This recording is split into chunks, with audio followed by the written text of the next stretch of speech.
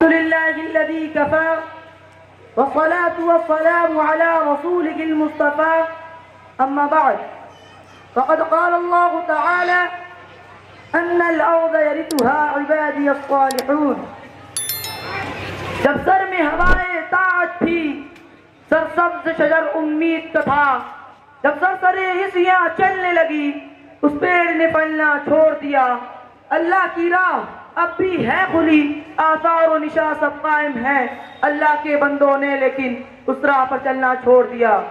محترم حاضرین، ذرا آپ اس زمانے کا تصور کریں جب یک تنہا ایک 40 سالہ انسان نے اسلام کی آواز بلند کی، اور وہ آواز صرف 23 سال میں اتنی دور پہنچ گئی کہ تاریخ اس کی مثال دینے سے قاصر ہے. اور ابھی ایک صدی بھی نہ گزری تھی کہ ایک انقلاب رونما ہو گیا. جو غریب تھے وہ امیر ہو گئے، جو بیچارے چرواہی کہے جاتے تھے وہ مسند اقتدار پر مطمئن ہو گئے. جنہیں دنیا والے ان پڑھ اور بدو کہا کرتے تھے، ان کا سیل رواں اتنی تیزی سے بڑھا کہ ربع مسکون عالم پر ان کے تہذیب و تمدن کا ڈنکا بجنے لگا. جو تعلیم و تہذیب میں پچھلی صفوں میں تھے وہ امام بن گئے. انہوں نے ثابت کر دیا کہ قرآن کا یہ اعلان اپنی جگہ درست تھا. ان الارض یرثها عبادی الصالحون، بلا شبہ ہمارے نیک بندے زمین کے وارث ہوں گے. مسلمانوں کے عروج کی داستانیں اتنی دلچسپ، حوصلہ افزا اور ان کے پرورے کی آج بھی ان کو پڑھ کر رونگٹے کھڑے ہو جاتے ہیں. علامہ اقبال نے کیا خوب کہا تھا، دشت تو دشت ہے دریا بھی نہ چھوڑے ہم نے، دشت تو دشت ہے دریا بھی نہ چھوڑے ہم نے، بحر ظلمات میں دوڑا دی گھوڑے ہم نے. ایک وقت تھا جب مسلمانوں کی شوکت و سطوت اور وہ حیبت کا ڈنکا بج رہا تھا. چار ٹانگے عالم میں ان کے عروج کی داستانیں برزبان تھی. ان ایک تھے راست باز تھے، صاحب صلاحیت تھے، موجد تھے، محقق تھے، علم دوست تھے.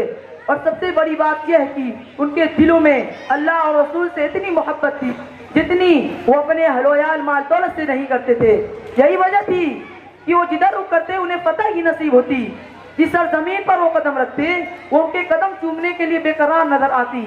سچ کہا کہنے والے نے، جدھر رکیا سلطنت زیر فرما، جدھر آنکھ اٹھائی ممالک مسخر. مگر وہی قوم آج دلیل و خار ہو رہی ہے، وہی اسلام کی نام لیوا آج بے در پہ شکست کھا رہے ہیں. چین سے لے کر افریقہ کے ساحل، کہاں دیکھیے مسلمان زندگی کے میدان میں شکست کھاتا جا رہا ہے. آخر کیوں؟ کیا کبھی ہم نے اس کو بھی سوچا ہے؟ سوچئے اور سمجھئے. ظاہر ہے کہ جن صفات نے ہمیں ترقی کے منازل طے کرائے تھے، جن خوبیوں نے ہمیں بام عروج تک پہنچایا تھا، وہ خوبیاں اگر ہم پھر سے بیدار کر لے تو یقین ہے کہ ہم جلد کامیاب ہوں گے. آخر میں وہی شعر پھر سے سن لے تاکہ آپ کا ذہن پھر سے تازہ ہو جائے. جب سر میں ہوائے طاعت تھی، سرسبز شجر امید تھا، جب سرسرے حصیاں چلنے لگی، اس پیڑ نے پھلنا چھوڑ دیا. اللہ کی راہ اب بھی ہے کھلی، آثار و نشاں سب قائم ہیں. اللہ کے بندوں نے لیکن اس راہ پر چلنا چھوڑ دیا. وآخر دعوانا ان الحمدللہ رب العالمین.